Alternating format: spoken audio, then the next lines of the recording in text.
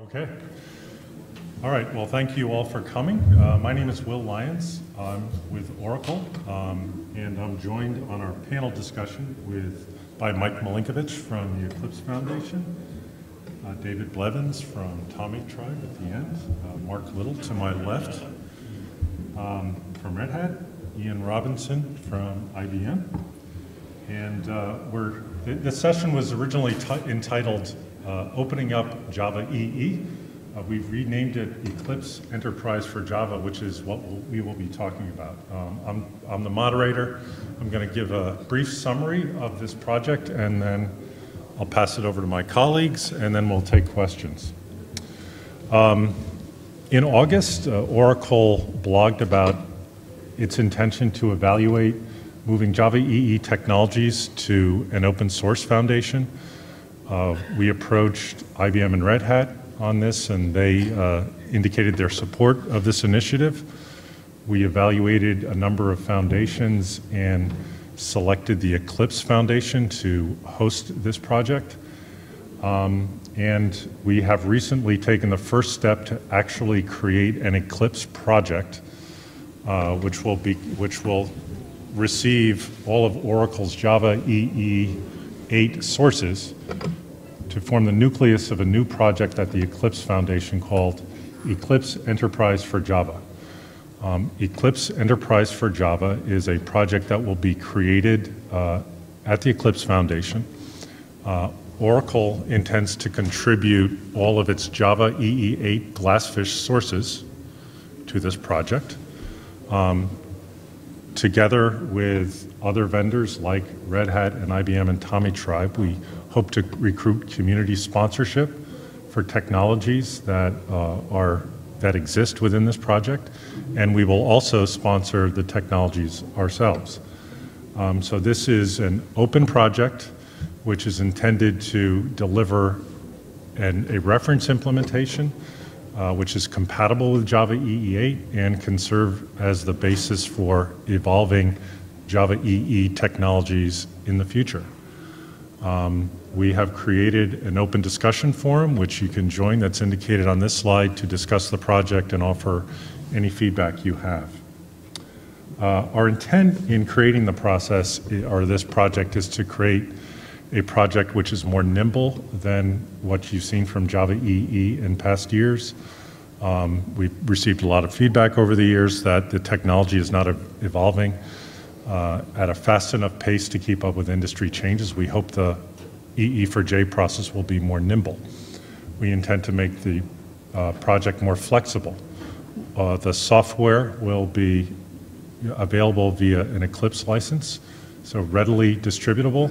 We will open source TCKs so that they are available for testing your own implementations. So it's much more flexible from a licensing perspective. And it's more open in that it's a community-driven process. We intend the current Java EE or JCP process. Oracle is the primary vendor. It's the spec lead for the overall specification. At EE4J, we intend to create a more level playing field where Oracle is only one of multiple vendors and community sponsors of the project. Just some details on the project. We intend to transition to the EE4J project early, we hope, next calendar year, by early next year. We're starting immediately. Glassfish 5 or Java EE 8 reference implementations, technology compatibility kits, and product documentations. We intend to create a process for evolving existing specs and creating new specifications, and a process for establishing compatible implementations. We intend for the technology to evolve. We hope that technologies like microprofile may be evaluated for inclusion in this project. Just a message to Oracle's current licensees, we intend to support licensees or vendors producing compatible Java EE 8 independent implementations. So Java EE 8 will be supported for its full life cycle. Oracle itself intends to deliver a Java EE 8 implementation. So we hope this will provide a more nimble, a more flexible, a more open process. and we'll begin by implementing a compatible reference implementation early next year. And we've got multiple vendors supporting the initiative, and we hope to create or recruit community sponsors to create a truly community-driven platform. With that, at the Eclipse Foundation, we've created a top-level charter document which is open for feedback. At this point, I'd like to turn it over to Mike Milinkovich. Mike, maybe you want to introduce yourself and tell us more about the project from your point of view. Thanks, Will. Yeah, so for those who don't know me, I'm Mike Milinkovich. I'm the Executive Director of the Eclipse Foundation. Eclipse Foundation has been around now for 13.5 years, and we've been, I think, a mainstay in the Java ecosystem, and obviously we're thrilled to welcome Glassfish and the Java EE codebase into the Eclipse community, and looking forward to welcoming many of you as active participants in the Eclipse community as well. So welcome, and looking forward to working with all of you. So the draft document that's up there is a top-level project charter. And I don't think it's appropriate for us to go into sort of a lesson on how projects work at the Eclipse Foundation, but suffice it to say this is sort of the top-level governing document for how the open source project is going to be run. And so if you drill down into it, there's things like, how do committers get elected, and those kinds of governance topics that some people love to dive into, and many people just gloss over and use it as a good way to make sure they fall asleep at night when they're lying in bed. I think the important thing about this document is that it represents a stepping stone to making this a truly community-led, vendor-neutral exercise for innovating in the enterprise Java space. I think that's really what we're all trying to get to here. Nimble is a great way to describe it, but it is also important to recognize that this document is really only talking about the process by which we're going to be managing the code, the source code.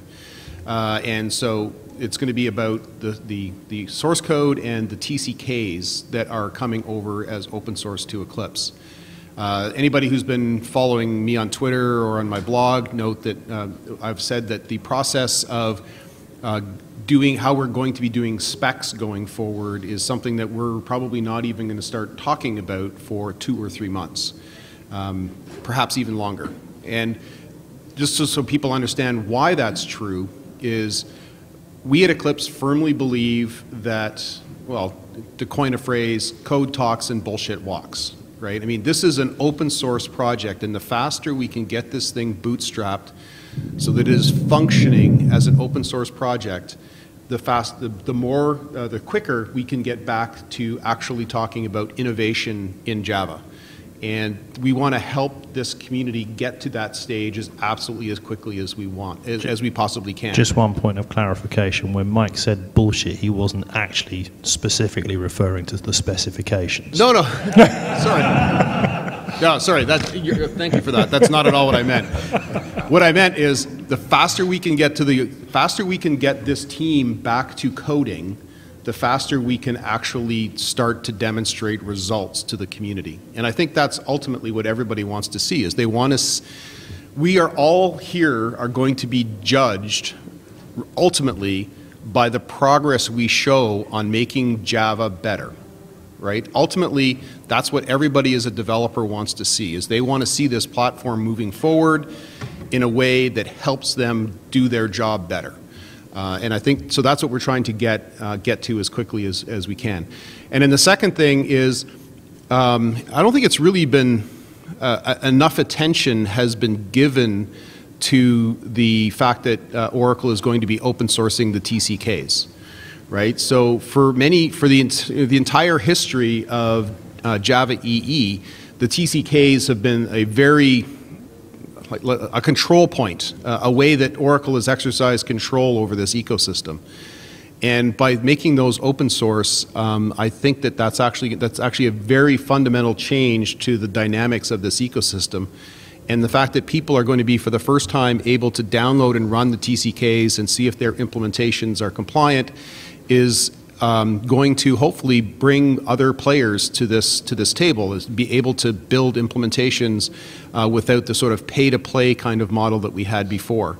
So those two things, getting the open source projects and the source code going as fast as we can. I want to be able to see people downloading, running code from eclipse.org websites as soon as possible, getting the TCKs over as quickly as possible. Those two things are what's going to be our focus for the next little while. At some point, in parallel, we'll start talking about what is the specification process going to look like, but we're a little ways away from that. So I guess my message to you is we are going to be going as hard as we can to make this an open source, a successful open source project. And this is a very large undertaking, and I thank you in advance for your trust and patience as we move this forward. And with that, I'll turn it over to David. Am I supposed to say what now? Impromptu remarks. What was the question? I forgot. You might want to comment on the project or Sure. your perspective on it. I guess that I would say that this is a long time coming, obviously. Better late than never. Right. And I think that I have a couple net perspectives on our ecosystem in the sense that I think that our IP model has slowed us down over the last several years. And this is going to be one of the things that make us go quite a lot faster because it encourages contribution, quite honestly. Taking effectively licensing away from the picture, it does remove a barrier. I know we're all technical people, so we like to think of the technical reasons why we're slow, but that is an actual reason that we don't really think about on a regular basis. So this is going to be one of the things that kind of make us go a lot faster than we've gone before. We've seen in microprofile, for example, with all of us together, Payara and everybody here, that we've picked up pace very, very quickly. I think that's shown kind of an example of what our future can look like. There's been controversy over the name. I guess I have strong feelings that I like the name Java, but I also don't care too much about the name of the band at this moment. I really just care about the music. And so I want to see what kind of music we're going to play, and I think we probably could play some pretty awesome music when we get to that part, and I'm really looking forward to it, to be honest. The access to the TCKs is one of the biggest wins of this entire thing. You know, even us, you know, little Tomitribe has had a hard time getting access to the TCKs, and not because of anyone's ill will, it's just the way the game's set up, it can be difficult. You know, Apache was responsible for getting us a TCK. They eventually decided to stop signing the agreement. So there's no change on Oracle's side of the fence, but Apache changed their heart, and then suddenly, no TCK for Tommy. And that was one of the reasons why it took a really long time for EE7 to happen in Tommy. Not technical reasons again, just the logistics of the way we've been playing the game. Those barriers are going away, so not only are we going to see things of the existing players adopt stuff faster, but we're going to see new players. And I think that that's one of the best things about this whole thing. Seeing another generation of EE implementations, regardless of what the E's stand for, I don't think it matters. I'm going to call it EE forever. I never really elongated it in the first place. I never really said Enterprise Edition. I don't have the time or patience, I guess. So I'm really, really excited to see the new people that come into the market.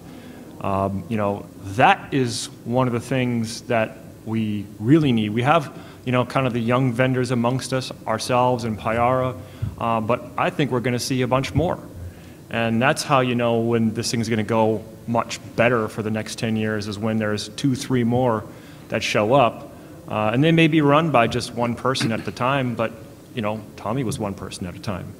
And now we're a company. So, you know, I'm very optimistic about the next several years. There are definitely going to be challenges, but there's no gain if there aren't challenges. And so, you know, I have things that I would like to see taken care of, things that I would hope to see in the way we define specifications or enforce them. But at this moment, I'm very, very optimistic about what we can do. I see far more advantages than disadvantages. Awesome. Mark or Ian, would you like to make some comments? Ooh.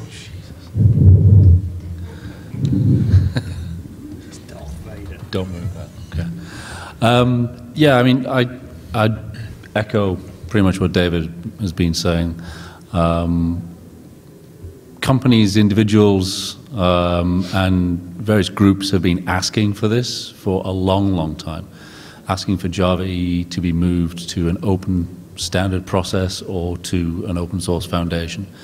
So to actually have that happen now, I think, I was talking to these guys earlier, this time last year, we didn't think this was going to happen. This was not something that we actually thought was a realistic possibility because we've been asking for it in the JCP, for instance, for a long, long time, and Oracle hadn't budged an inch.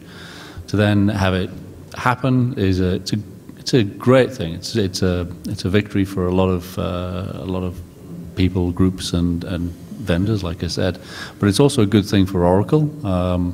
I've said it on record before, but I'll say it again. I'd like to congratulate them for having made that step, because it probably is the biggest thing to happen to the extended Java ecosystem since OpenJDK. And it's a big announcement at Java 1. It's probably not necessarily getting the level of publicity I think it deserves, but we'll wait and see. In terms of going forward, I think that Java EE or E4J or EE or whatever it is that you want to call it. EE for the next generation, coined. Whatever it is that you want to call it, has got a great future as long as everybody who is interested in it in the past and in the present is willing to commit to it for the future. We often forget, or some segments of the industry often forget that there are a number of Java EE compliant application servers out there. They've been around for a number of years. They're deployed very, very widely. It's extremely successful as a technology. And then there are other Java technologies that leverage those components within Java EE or the application servers themselves without necessarily always paying the right level of due acknowledgement, I think, to the underlying technologies. So everybody in some way, I think, is dependent upon Java EE itself or in its individual components. So that's why I said at the keynote, I think everybody should get together behind this and really push it forward, because it's going to succeed or fail, not because Oracle has open sourced it, but because Oracle, IBM, Red Hat, Tomitribe, Payara, and everybody in this room and beyond get involved. Because if you don't, then like I say, it's just going to fail. So Mike asked me over a beer yesterday, what's your criteria for success for this project? So what I think it is that this time next year at Java 1, we're still talking about the enterprise Java platform. We're talking about what it's done in Eclipse, and we're talking about how bits of it are owned by a much broader set of people. When we were going through this sort of the early discovery process of what it might mean for IBM, who I worked for, I got the things I wanted. I wanted greater ownership of the technologies amongst a wider distribution of people, part of which would be us. So it was like, we can do more here. We can own more of the specifications in order to have more influence over the details of how these things evolve. And but we've got to do our bit. We've got to put our hands up for some of these specifications, some of these technologies too. At which point my executive team went, "Oh crap, that's going to cost something," which of course it will. But what we want to be able to do here is to to take responsibility for some of those things, but to get other people that are interested in the individual technologies, putting their hands up too and spreading the love around a bit. So, thank you all. And at this point, I think we'll open it up for questions. And we had a debate earlier about whether we needed to seat ourselves with the questions, so we'd like to encourage you to ask some questions that you may have. Yes. So I read the chart briefly, and I will do diligence to read through it once again. But the one thing that actually jumped out to me is the term application server thrown into the charter. I really wonder if that's really the appropriate thing going forward. Because as we know, application server, obviously, me myself, I'm a proponent. I still believe that the application server model is the correct model. Obviously, a lot of people don't think that. They think of it more modular runtime, infinite runtimes, and the like. So, isn't that a smart idea to get rid of the application server terminology right now and maybe use a more generic term like runtime? So there may be implementations that are not. I agree with that. I'm open to this. Yeah, actually, I think that's a perfect example of. Oh, I'm sorry. Yeah, the question is. Is there a mobile microphone? Sure. The question is, the top-level charter includes reference to application server. I'll take responsibility for that. I've got defined terms that are used in the document, application server as a well-understood meaning. The question is, could we eliminate that term from the top-level charter and, in effect, make it more, use runtime in its place to represent a more flexible definition? And I think that's a very reasonable suggestion. I'm okay with that. So, I mean, suggested on the list, and I think that that's a perfectly reasonable edit to make, and sure, no problem.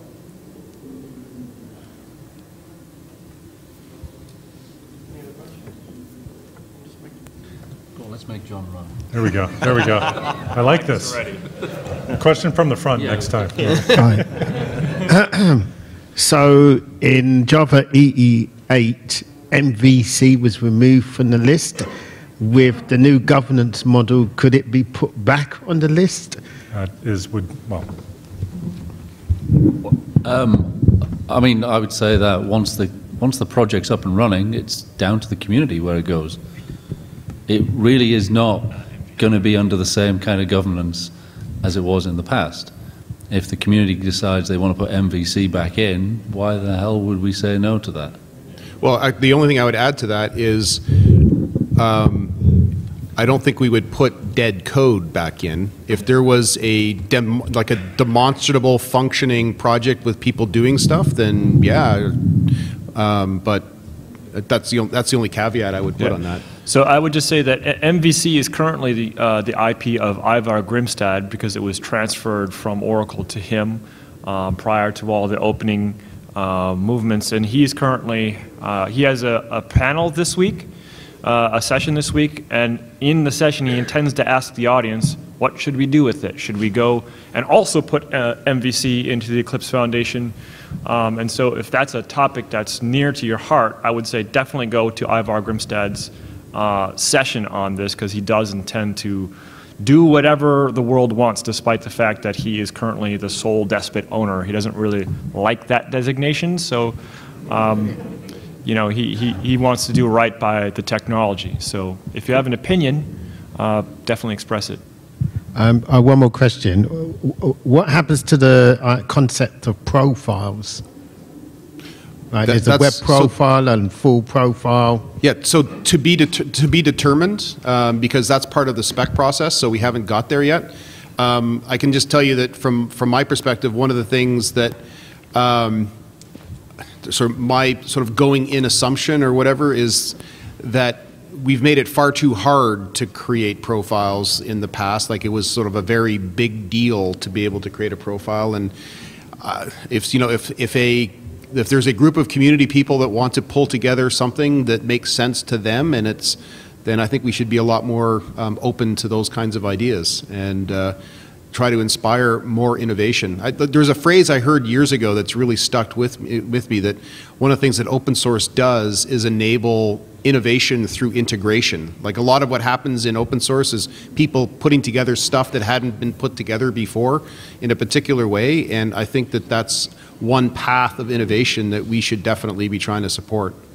I would just add as well, I mean, I was involved, along with, I'm sure, some of these guys when we were defining the full profile and the web profile.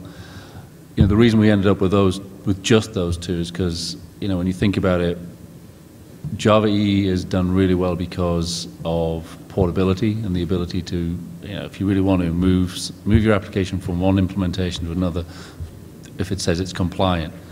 So profiles give you that surety that, you know, at least, you know, if you've developed an app that works on the web profile for WebSphere, it'll run on the web profile for EAP.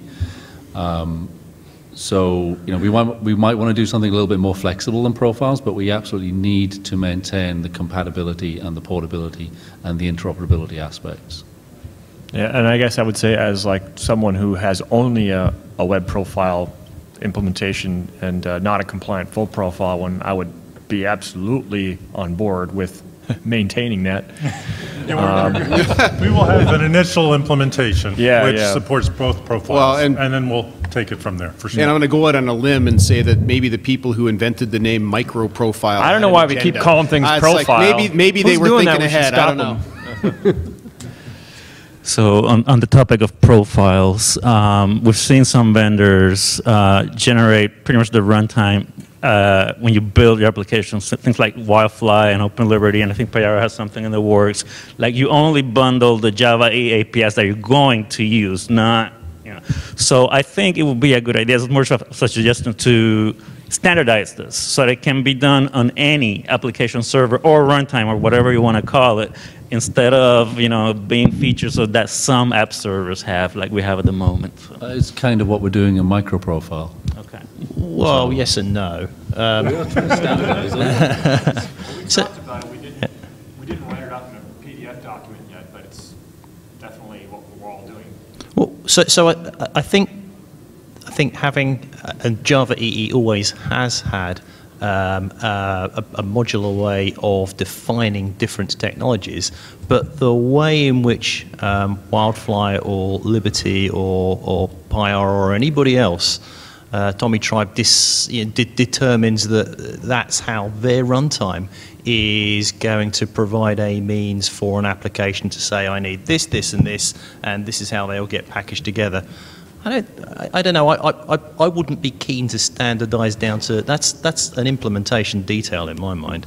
Well, let's see what the community wants. Yeah, fair. I mean, I have an opinion about that kind of level of modularity. I'm a big fan of basically Uber jars with all the stuff in one binary that you ship. I actually don't like modularity, and Tommy was based on the opposite concept of modularity. Like all app servers have typically been desktop and thinking. I got to be able to swap out the video card and the sound card, and I need to be able to upgrade my RAM and all this kind of stuff. And that leads to a certain amount of weight, in my opinion, that the weight justifies the modularity. And people ask for the modularity because there's weight there. And so with Tommy, we definitely went the opposite direction deliberately and said, let's build a laptop and everything's wired directly together. So if there was a modular spec, we probably wouldn't implement it, but we're already like super small and tiny, and the things that would make us faster have nothing to do with the other things in the APIs. They have to do with the fact that there's an artificial barrier between the JVM and the apps that run on the JVM, such that when we start up, all of us, we have to scan the entire class path, which means iterating over all the jars, listing all of the class files, which is not a portable thing to do, by the way. And then we got to read them all in with like ASM, look for an annotation, find all of the needles in the haystack, throw away the hay, and then boot the app server up. And that takes a long time. And if we got rid of that stuff, we would be starting up in like, 0.2 seconds. And no one would care about any modularity at that moment. You'd be like, I can get you down to 0.15 seconds. They'd be like, I don't care. That means they got more stuff to click on. You're not saving me any time. Find me another problem to solve. And I have a more pragmatic reason why I wouldn't want to start this thing off by talking about modularity. Because the last thing I want to do on day one of establishing a new community is reinvent the Jigsaw versus OSGI wars for 2 years. Like, I mean, like, is that really what we want to do first? As much fun as that is, so you can, like, you know, write stuff on blogs forever and ever and ever, it's just not probably the most constructive place to start. It's a good job that Eclipse has got nothing to do with OSGI as well, isn't it?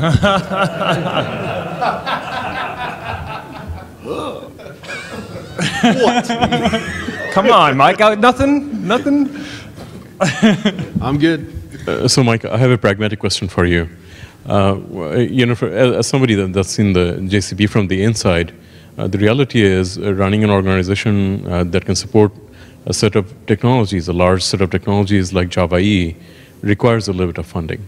You know, there's a little bit of infrastructure that goes into it. There's some process, you know, and there's a TCK, running the TCK itself, there's evangelism and the like.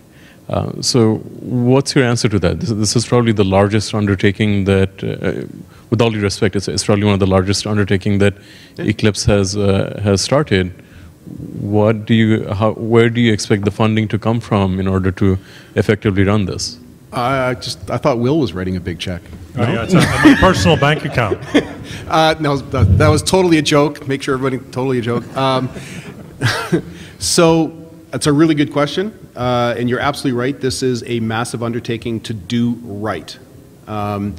There's ultimately the Eclipse Foundation is a member-supported organization, and I think one of the things that we're going to have to really focus on over the next little while is to make sure that this is sustainable. So we're going to have to go out there and recruit a whole bunch of new members, and you know, look at other sources of revenue as well. But that's, I mean, you're right. There's no way that the Eclipse Foundation has the resources at the moment to do this with zero incremental revenue. The Eclipse Foundation is a not-for-profit. We've been managing this organization for 13 and a half years, where the goal is every year the number at the bottom is zero. Right? So we're a lean organization. It's not like we got like $18 million sitting in a bank account somewhere. So we're going to need the support of the community. And one of the things that, so for the people that are in the room, I mean, people have been talking about Java needs to be more free for a lot of years. And your companies are, the places where you work are companies that are relying upon this platform and upon this ecosystem. And so we're going to be like knocking on doors looking for your support to make this a long-term sustainable solution for making keeping Java free. I would just add that one of the statements that I made in the keynote, which I think is valid, is that by and large, the majority, the largest investment in EE has been on the consumer side. If you total up the number of hours that all teams spend rolling out, upgrading, learning, developing, writing EE, it's so much larger than what the vendors put in by comparison. And opening up the TCKs and things like that for everyone who has a stake in EE to contribute even a little bit, it does, this whole movement does open the doors to a very significant source of investment, which is the world that uses EE. So if we understand our responsibility and we approach it accordingly, we're all going to have something that lasts for a very, very long time. And it's going to have an even greater amount of portability than we've ever seen. It's been the kind of standard case where if you had an app that was supposed to work on 3 vendors, bunch of the functionality will work on all 3, but some of them will only work on 2, and on the 3rd one it won't work. And your current status is that you just have to, well, either decide not to use that 3rd vendor or support it, or not use that feature, so you can stay on all 3. And with the path going forward, what you would do is you'd go straight to the TCK and the open source project at Eclipse. You would find the test or where the test should be, and you would add it. And then you would go knock on the third vendor and say, hey, you know, maybe you want to work that one out. And you could do that openly in the public. You wouldn't need a support contract. You would just say, hey, that's probably in your best interest to pass that test.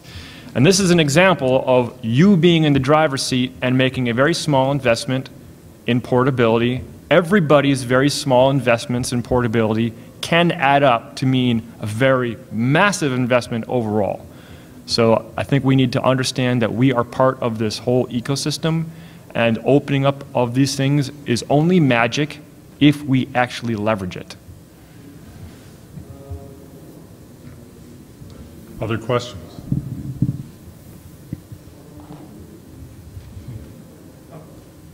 I'll just make a comment on what's been discussed here. I work with Fujitsu, who's a major corporate entity, and we have major applications that are based on EE, and we have a lot of revenue that comes to us because of that. But we're a vendor who is not a member of Eclipse at the present time, and because of this move, we are seriously considering becoming a member of Eclipse. And I suspect that there are a lot of other vendors who have major products and revenue that comes because of the EE product that are going to be thinking the same way. Yeah, we became a member of Eclipse this last year after the creation of MicroProfile, as did Pyara, and basically everybody who had anything to do with that. And yeah, well, so it's, you know, that's been part of the, we've been a little small part of your growth, Mike. No, well, thank you. I appreciate the comment. It's very much appreciated. Is there another question here? Yeah. Maybe it's more a comment than a question, but I mean, in companies, people were deciding that such and such project and such team are going to use Java EE against other alternative around. Not necessarily technical people, not necessarily very well aware of what the Eclipse Foundation is, what open source is maybe. Well, probably that they know, at least have a little idea on this topic. And those people will rely more on communication and impressions they have than on real facts on what's going on inside the Eclipse Foundation in the transition. The feeling I have so far is that they are seeing a situation that is unstable. Oracle used to be in charge, not in charge anymore. Oracle was supporting with people and money, and probably less supportive with people and money now. So they see this situation as a situation of instability. And if they do not have a clear communication in the upcoming month, probably 3-6 months, it's probably too much. They might bail out from Java EE and deciding to use other technologies to achieve the same result in their application. And those people may be in charge of teams of developers in the order of the thousands. So it might be a period really critical to get some clear communication toward them, to see that, to show them that there are indeed people in charge, even if the governance of the EE4J stuff is not completely stable, at least that it is going to be stable in the next month or so, and that things are still going to move forward to innovation and things like that. So, well, do you have a communication plan? Okay, I have some comments on that. First of all, we will, for those customers who like to rely on the existing Java EE standard, we, at Oracle, we're supporting a Java EE 7 implementation. We just released Java EE 8 through the Java community process. Oracle plans to deliver a Java EE 8 compliant commercial implementation in WebLogic server, and that will be supported for many years. So there is a long path forward for those customers. But all that said, I think your point is well taken. We have been very open about this process. We're trying to communicate openly, and we do want to move quickly, you know, as Mike said earlier, to get sources into the project to show that it's real, to recruit community support for it. So our hope is we can just move this project forward very quickly. Just a comment on that. We have a milestone coming up On October 23rd, we hope to ratify this top-level charter that we've published here. So if you have comments on that, please get those comments in right away. We need to keep moving on this project. Once the charter is ratified, we can begin to actually open real projects at Eclipse into which we can contribute source code to start making this project real. So I just wanted to alert everybody that there's a milestone coming up on October 23rd to finalize this document and take the next step in implementing this project. Yeah, the only thing I would add to that is, just in case anybody's wondering, just because by ratified it means the Eclipse Foundation Board of Directors is going to vote to approve it to establish a new top-level project, that doesn't mean that we can't go back a month later or 6 months later or a year later to revise it. We do consider these to be living documents, and as the circumstances change, we're perfectly happy to have them modified. So it's not like it's whatever gets ratified on October 23rd is the last and final say forever and ever. These are not on stone tablets coming down from a mountain. And the other thing to add, sort of on the question, what I hope, especially like all the vendors that are up here with me, do is go to their Java EE customers today and say, look, this is a good thing for Java EE, and here's why we think it's a good thing. And I think even more importantly, you customers are now in a position where you can engage directly with the upstream project that you're going to be relying upon. And we want you to do that. We want you to engage in the open source project. We want you to engage in the to-be-defined specification process, and we want you to support the Eclipse Foundation as the long-term sustainable home for this code and this project. And talking to our customers, speaking as an IBM WebSphere guy, and that's obviously exactly what we're going to be doing. But I think the proof of the pudding, the thing that is going to make, the thing that's going to convince people is when new technologies are completed in EE4J and platforms that have either historically supported Java in the past or new ones that may find that they have a better opportunity to do so in the future actually start implementing that and providing support for those things in production, which comes back to the question that Mike asked me yesterday, which was what was my criteria for success.